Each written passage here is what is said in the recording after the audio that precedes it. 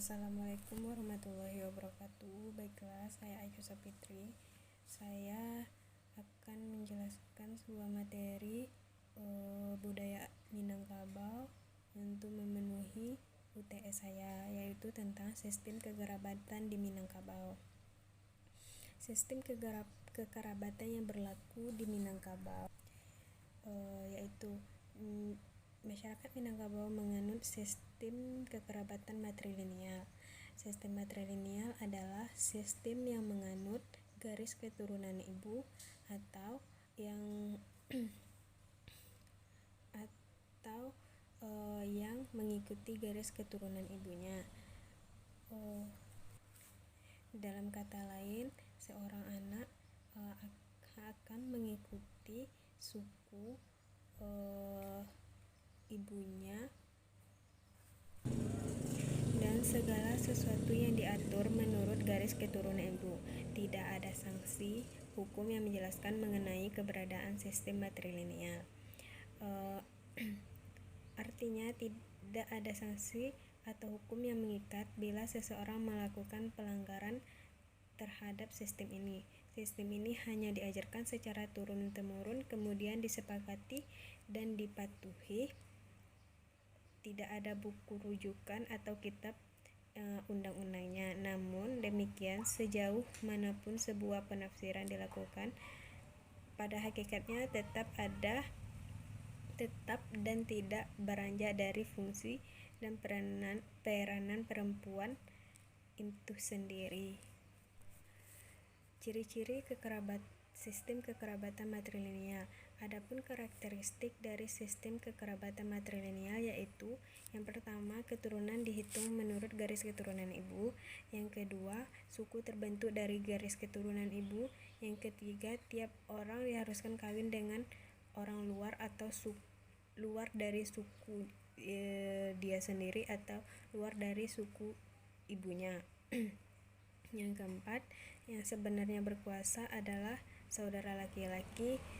Yang menjalankan kekuasaan di Minangkabau adalah laki-laki. Perempuan di Minangkabau diposisikan sebagai pengikat.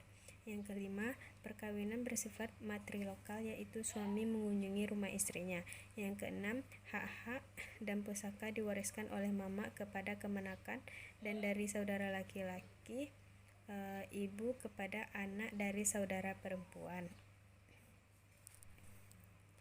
Selanjutnya, peran dan kedudukan wanita di Minangkabau. Pada dasarnya, sistem matrilineal bukanlah untuk mengangkat atau memperkuat peranan perempuan, tetapi sistem itu dikukuhkan untuk menjaga, melindungi harta pusaka suatu kaum dari kepunahan, baik rumah gadang, tanah pusaka, dan sawah ladang. Peran dan kedudukan laki-laki di Minangkabau. Kedudukan laki-laki dan perempuan di dalam adat Minangkabau berada dalam posisi seimbang. Laki-laki punya hak untuk mengatur segala yang ada di dalam perkauman, baik peraturan pemakaian maupun pembagian harta pusaka. Perempuan sebagai pemilik dapat mempergunakan semua hasil itu untuk keperluannya beranak. Peran laki-laki di dalam dan di luar kaumnya menjadi suatu yang harus dijalankannya dengan seimbang dan sejalan. Selanjutnya yaitu, Minangkabau merupakan etnis yang menganut sistem kekerabatan matrilineal, di mana garis keturunan berdasarkan garis keturunan ibu yang seperti saya jelaskan tadi. Hubungan kekerabatan dalam sebuah keluarga Minangkabau sendiri ini cukup unik, tetapi dari beriringnya jalannya waktu atau pertukaran generasi ini, banyak generasi yang sudah melupakan bagaimana akan sistem kekerabatan di Minangkabau ini, dan sistem kekerabatan di Minangkabau ini sangatlah memudar akan generasi milenial seperti yang kita sama-sama rasakan pada sekarang ini. Dari masalah tersebut, di sini saya juga akan menjelaskan beberapa tentang hubungan dalam sebuah keluarga besar di Minangkabau. Yang pertama yaitu keluarga inti. Siapa sajakah yang dianggap keluarga inti di dalam sebuah keluarga besar Minangkabau? Yaitu yang merupakan keluarga inti adalah berdasarkan garis keturunan ibu yang terikat oleh sako dan pusako. Paling sedikit ada 3 generasi, yaitu generasi nenek, ibu, dan anak-anak dari ibu. Dari generasi nenek yang termasuk keluarga inti adalah nenek itu sendiri, kemudian saudara perempuan dan saudara laki-lakinya. Di sini kakek tidak termasuk. Kemudian dari keluarga ibu, semua saudara ibu baik perempuan maupun laki-laki, suaminya tidak termasuk, begitupun suami dari saudara perempuan ibu. Kemudian yang masih keluarga inti adalah anak dari saudara perempuan, sedangkan anak dari saudara laki-laki ibu bukan termasuk keluarga inti. Selanjutnya mamak kemanakan. Siapakah yang disebut mamak dan siapakah yang disebut kemanakan? Mamak adalah semua saudara laki-laki ibu, baik yang lebih tua maupun yang lebih muda dari ibu. Biasanya mereka dipanggil sesuai dengan dengan ciri masing-masing. Seperti misal, jika saudara laki-laki ibu itu tinggi, dia akan dipanggil mak tinggi. Jika dia pendek, terkadang dia panggil mak pendek. Atau ada juga saudara laki-laki ibu itu hitam, dia akan dipanggil mak tam, atau yang lain-lainnya. Kemanakan adalah anak-anak dari saudara perempuan mamak tadi. Kemanakan bagi saudara laki-laki dari ibumu. Selanjutnya yaitu bako dan anak pisang. Hubungan bako dan anak pisang ini terjadi karena adanya pernikahan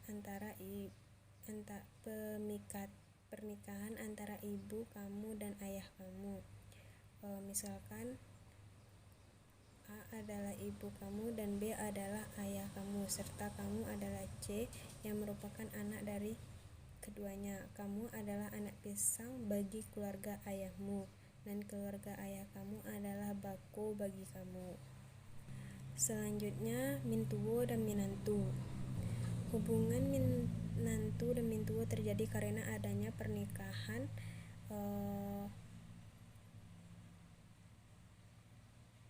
kamu adalah minantu bagi orang tua istri kamu, begitu juga istri kamu juga adalah minantu bagi kedua orang tua kamu.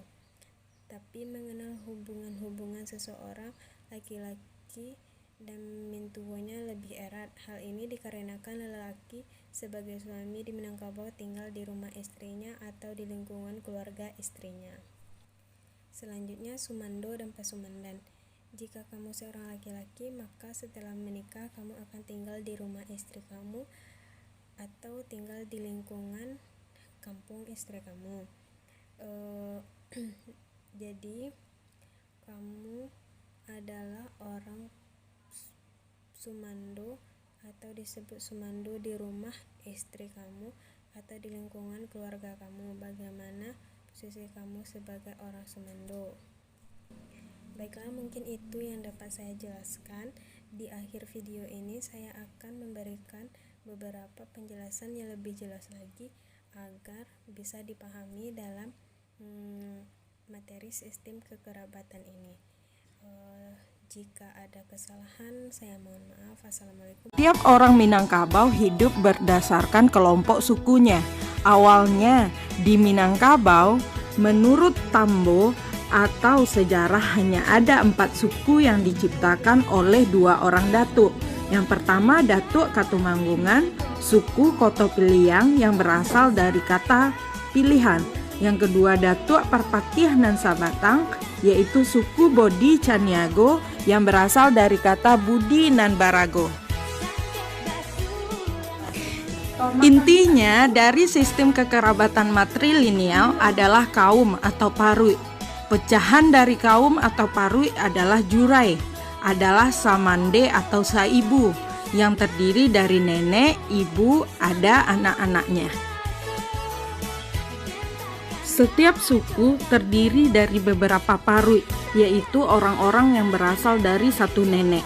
Dalam Parui dipilih seseorang yang berwibawa untuk menjadi pemimpin Parui, disebut penghulu Parui atau datuk. Istilah Saparui disebut juga sekaum. Ikatan sebatin anggota sekaum di Minangkabau disebabkan karena satu orang sekaum, seketurunan atau seranji, seperti yang telah anak-anak gambar pada tugas sebelum ini, yaitu menggambar ranji keturunannya. Yang kedua dikarenakan yaitu orang sekaum sehina semalu. Pepatah adat mengatakan sikua kabau bakubang kasadonyo kanai luluaknyo.